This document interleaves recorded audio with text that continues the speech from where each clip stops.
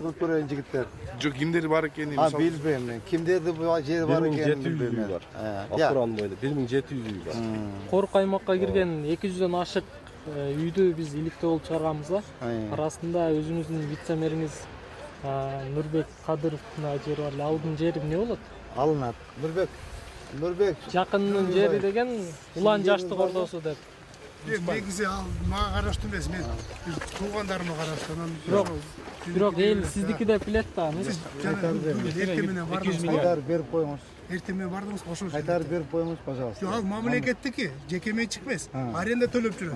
Канчада? Кызыл китеп 200 миң көтөрдүңүз го.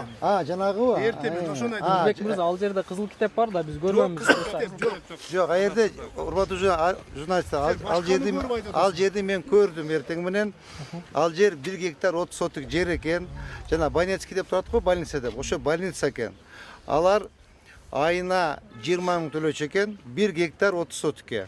Ылдыракта комоктор 5 квадрат жерге 10 мың төлөп атат. Мен аны айттым. Айына 200 мың сомдон төлөйсүн, 1 жылда канча болуп калат? Миллиондон өтүп кетет. 1 миллион 400. 2 миллион 400 болуп калат. Төлөйт аны, кыжат болбогула. Анча-мынча мен билбеген маселеди мага айтып тургула, мен акырын Төрөгелдүү алтын кыз кимиңиз болот анда? Сен адаштыңар, сен башка жерде айтып атасың.